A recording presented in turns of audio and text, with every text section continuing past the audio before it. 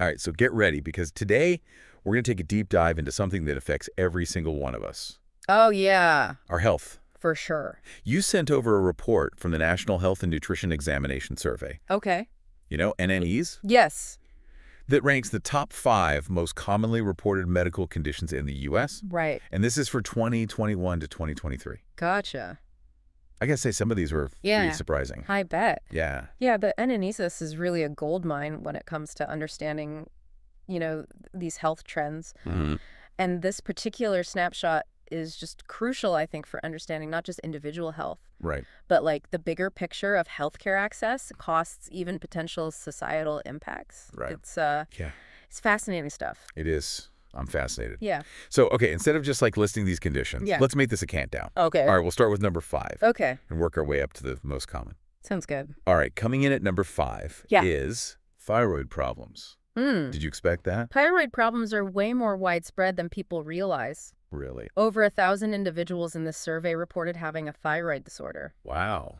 The tricky thing is the symptoms can be so subtle, Yeah. fatigue, weight fluctuations, even just feeling off. Oh, yeah. And since it primarily affects women, Mm. it often gets misdiagnosed or dismissed as, stress or something else. That's kind of scary because the report really emphasizes how important early detection is. Right. What can someone do if they suspect they might have a thyroid issue? Well, first off, talk to your doctor. Okay. A simple blood test can check your thyroid hormone levels. Okay. The report also highlights the importance of adequate iodine intake. Right. You can get that through iodized salt and some foods. Gotcha. And of course, family history plays a role. Right. So if thyroid problems run in your family, be extra vigilant. Good advice. Right.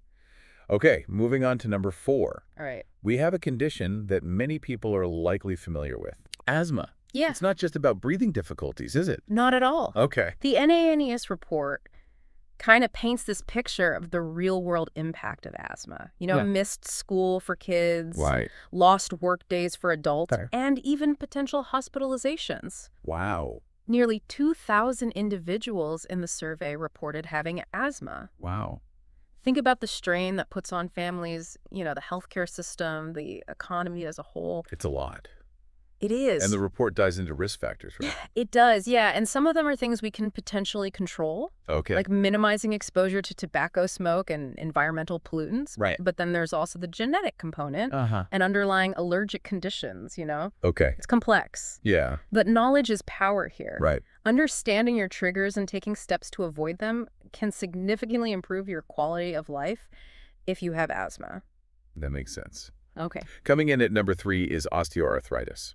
Over 1,200 people in the survey reported having this diagnosis. What makes osteoarthritis so different from other types of arthritis? Osteoarthritis is often called wear and tear arthritis. Okay. It's what happens when the cartilage cushioning your joints Right. breaks down over time. Uh-huh. While age is a major factor, Right. it's not just about getting older. Okay. This report highlights the role of excess weight, repetitive motions, and past injuries. So someone with a physically demanding job, say a construction worker or a professional athlete, Yeah. might be at higher risk. Exactly. Yeah. And the impact goes way beyond just joint pain. Right. Osteoarthritis can affect mobility independence and even lead to the need for long-term care. That's a lot to consider. Yeah, it is. The report must have some recommendations for prevention and management, right? It does, and this is where it gets interesting. Okay. The report stresses the need for education on protecting our joints, Okay. whether it's choosing joint-friendly exercises Right. or practicing proper techniques in physically demanding jobs. It's about being proactive and thinking long-term about joint health. I like that. Yeah. All right. Ready for number 2. Hit me. This one might be a surprise. Okay. Hay fever. Huh.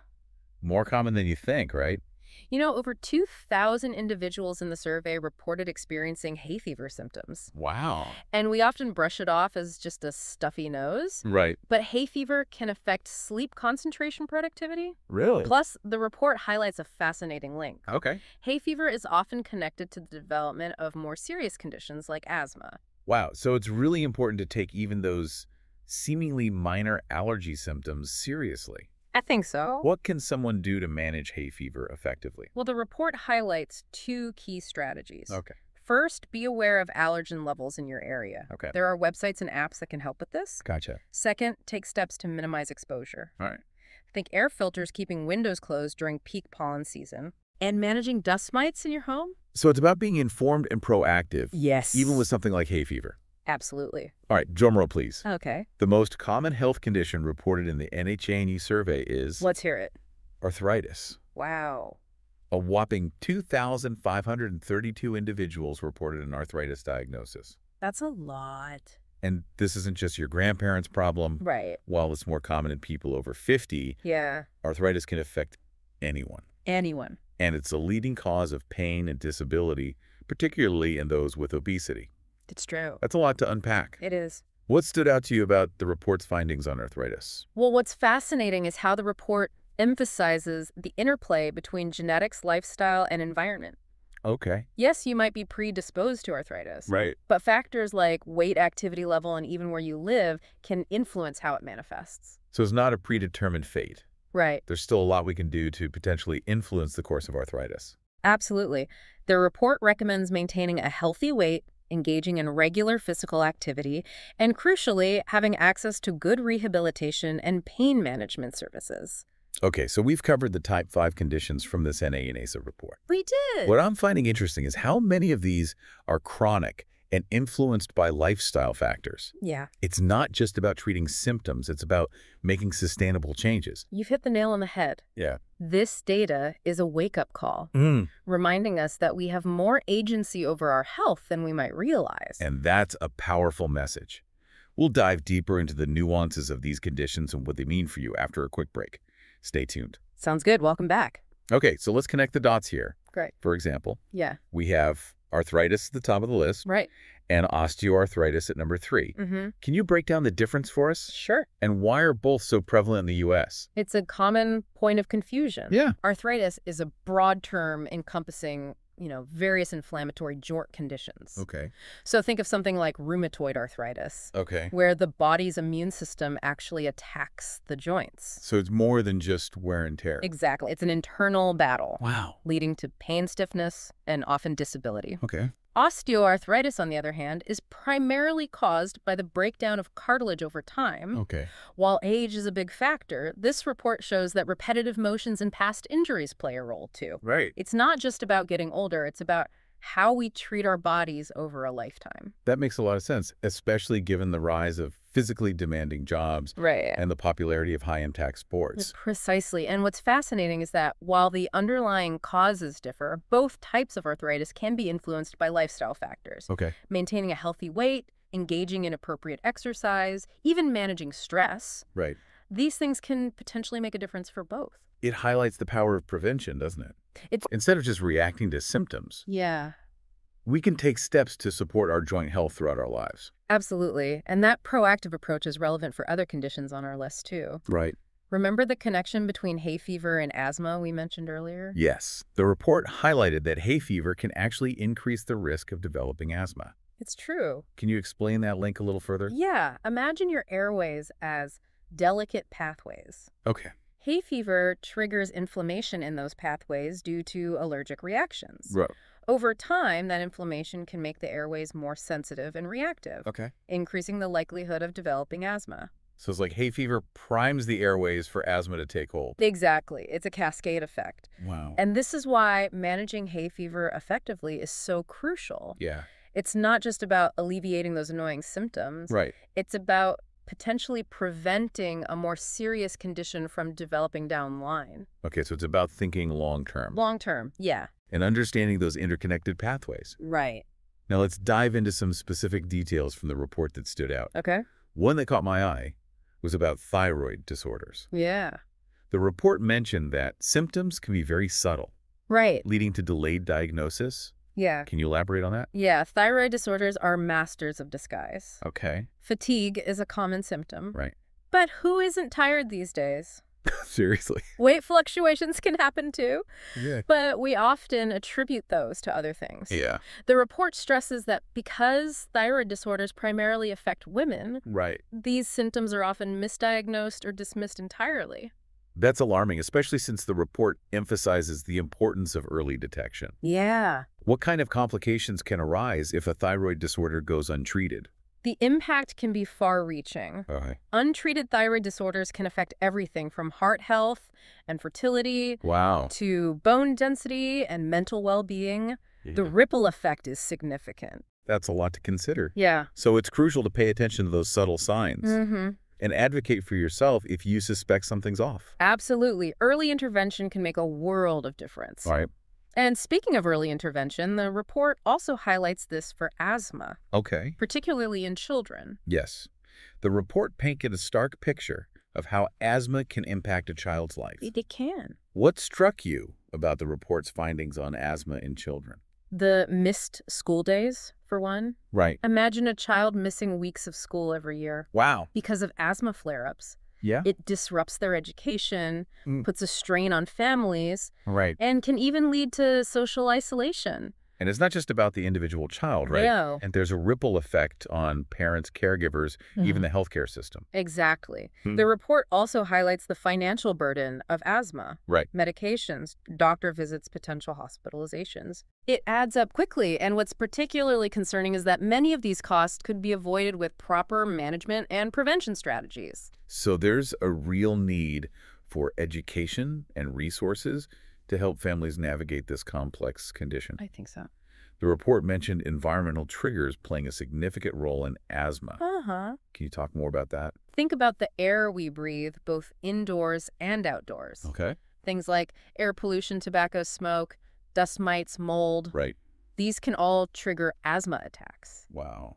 The report calls for community education on these triggers Right. and policy changes aimed at reducing exposure. It makes you realize how much our environment influences our health, doesn't it? Yeah. It's not just about individual choices. Right. It's about creating healthier communities for everyone. Precisely. And that brings us back to osteoarthritis, Okay. where we see that link between our daily activities and Yeah. long-term health consequences. Yeah.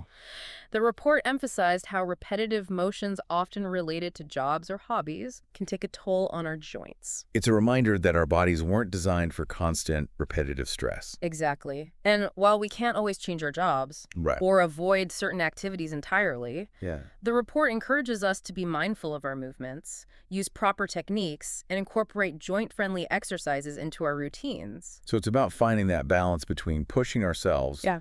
and respecting our body's limits. Right. Now let's shift gears back to hay fever, Okay. which often gets dismissed as a minor annoyance. Okay. The report highlighted that the symptoms of hay fever Yeah. can be much more debilitating than we realize. It's easy to downplay a stuffy nose or itchy eyes, Yeah. but those symptoms can significantly impact sleep concentration, overall productivity. Right. Imagine trying to focus at work or school Yeah. when you're constantly battling allergy symptoms. And remember, it's not just about the immediate discomfort. No. The report highlighted that hay fever can increase the risk of developing more serious respiratory conditions like asthma. That's true. Right. And this is where knowledge becomes power. Okay. The more we understand about these seemingly minor conditions, Hmm. the better equipped we are to manage them effectively and potentially prevent more serious health issues down the line. It's about connecting the dots, understanding the ripple effects, and taking a proactive approach to our health. You got it. And that proactive approach is also emphasized in the report's discussion of arthritis. Yes. The report highlighted the interplay of genetics, lifestyle, and environment in arthritis development. It's not just about bad luck or getting older, is it? Not at all. While you can't change your genes, Right. you can influence how those genes express themselves. Okay. The report stresses the importance of maintaining a healthy weight, engaging in regular physical activity, and even seeking out supportive healthcare services like rehabilitation and pain management. So it's about taking ownership of our health and making informed choices. Precisely. And this applies to all the conditions we've discussed today.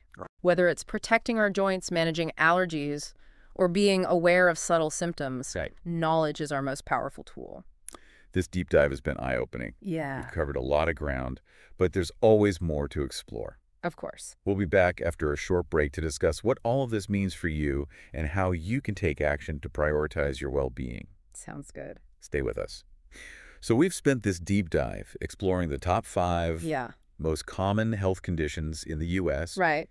based on this latest NHNES data. It's fascinating stuff. It's been a whirlwind of insights. For sure. What are the biggest takeaways you want our listener to walk away with? I think the most striking thing for me is just how prevalent chronic conditions are in the U.S. Arthritis, osteoarthritis, thyroid issues, asthma, hay fever. Right. These aren't, short-term bugs. These Right. are conditions people live with day in and day out. Right. And they have ripple effects far beyond Right. individual discomfort. You're talking about the impact on healthcare resources, Yeah. last productivity, Uh-huh. the strain on families and caregivers. Absolutely. It's a bigger picture than we often consider. This report really reveals the true burden of these conditions. Yeah. It's not just about doctor visits and medication costs. Right. It's about the invisible cost, too. Right? Missed work, the emotional toll on families, Yeah. the limitations these conditions can place on people's lives. It makes you realize that health is truly the foundation of everything else. It is. It affects our ability to work,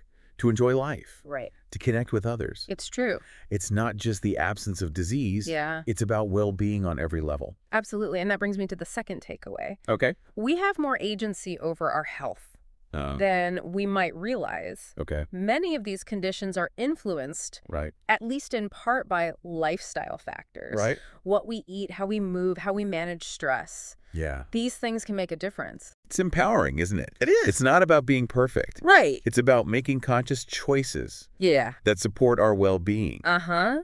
Small changes can have a ripple effect. Exactly. And that leads to the final and perhaps most crucial takeaway. Okay.